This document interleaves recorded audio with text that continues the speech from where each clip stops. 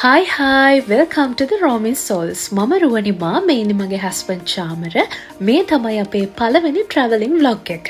ජපානයේ travel contents ගොඩක් අපි ඉස්සරහට ඔයාලත් එක්ක share කරගන්න බලාගෙන ඉන්නවා. ඉතින් ඒ හින්දා අපේ channel එක subscribe කරලා තියාගන්න. ඒත් එක්කම Facebook එකේ, Instagram එකේ, TikTok එකේ අපේ pages තියෙනවා Roaming Souls නමින්. ඉතින් ඒවත් follow කරලා like කරලා තියාගන්න.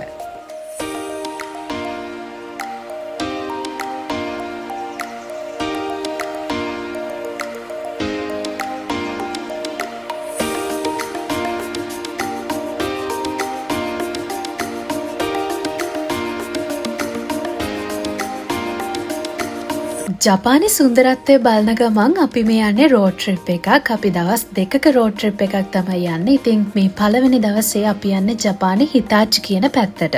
යන ගමන් අපි තැන් දෙකක් බලන්න යන්න හිතාගෙන ඉන්නවා. අපි බලමු ඉතින් අපිට මේ තැන් දෙකම බලන්න යන්න අද පුළුවන් වේද කියලා.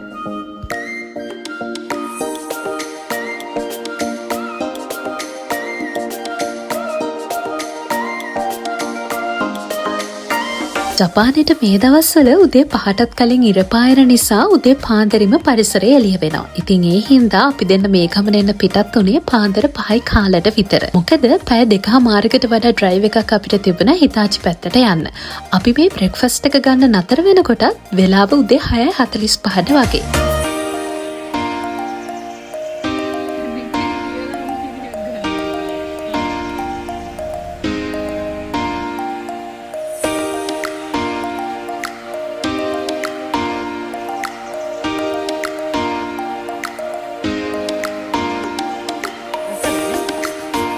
Finally, we reached our first destination.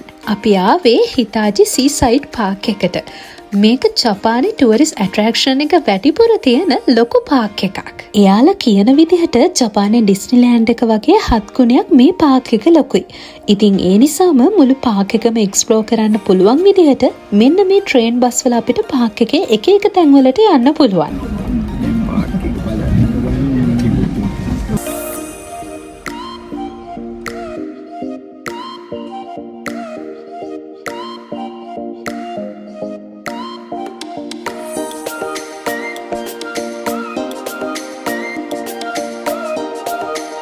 මේ පාක් එකේ තියෙන විශේෂත්වය තමයි හැම සීසන් එකටම එක මල් ජාතියක් හරි මේ පාක් එකේ පිපිලා තියෙන එක.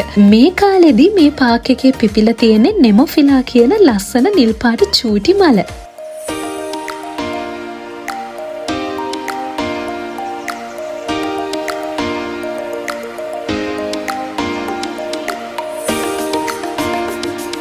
ට්‍රේන් බස් එකේ හරි පයින් හරි යන්නේ නැතිව වෙනස්ම විදිහට මේ පාක් එක එක්ස්ප්ලෝර් කරන්න මෙතන ෆුඩ් සයිකල් රෙන්ට් අවුට් කරන්නත් තියෙනවා.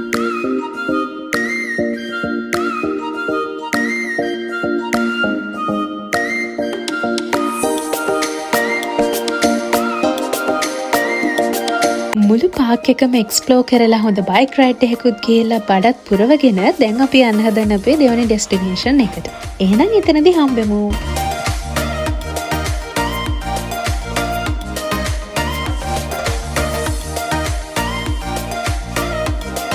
මේ තමයි අපේ සෙකන්ඩ් ඩෙස්ටිනේෂන් එක. අපි ආවේ අජිගෞරා බීච් එකට.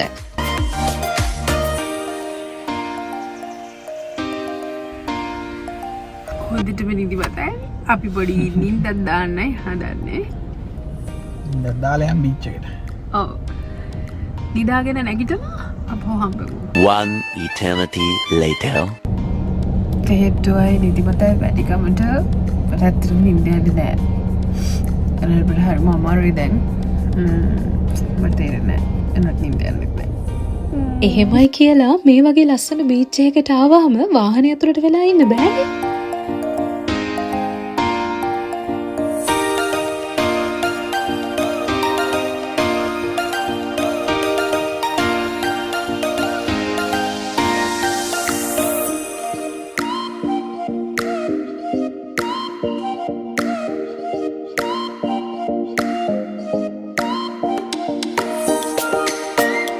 අපි ඉතින් ආවේ රෝඩ් ට්‍රිප් එකක් නිසා අපි හොටෙල් එකක නවතිනවා කියලා ඇත්තටම තීරණය කරලා තිබ්බේ නෑ. ඒ වුණාට දවල් පොඩ්ඩක් මහන්සි වැඩි වුණ නිසා අපි දෙන්න තීරණය කළා අන්තිමට හොටෙල් එකක නවතිනවා කියලා. ඊට පස්සේ ඉතින් අපි පීසා එකක් ඕඩර් කරලා වාහනේ ඇතුළේ ඉඳලම කාලා වේටිනුත් ඉඳලා තමයි හොටෙල් එකට ගියේ. අපි අන්තිමට රූම් එකට ආවා. හොඳටම මහන්සි. මම නම් කලින් දවසේ රැයි දැම්ම නිදාගෙන නැති හින්දා ඔබට ඇත්තටම හොඳටම නිදිමත. ඉතින් මෙතනින් බ්ලොග් එක මේ බ්ලොග් එක ඉවර වෙනවා. අපි part 2 එකෙන් හම්බෙමු. එහෙනම් ඉතින් තව මේ වගේ වීඩියෝස් බලන්න අපිව follow කරලා තියාගන්න. Thank you for watching. Bye bye.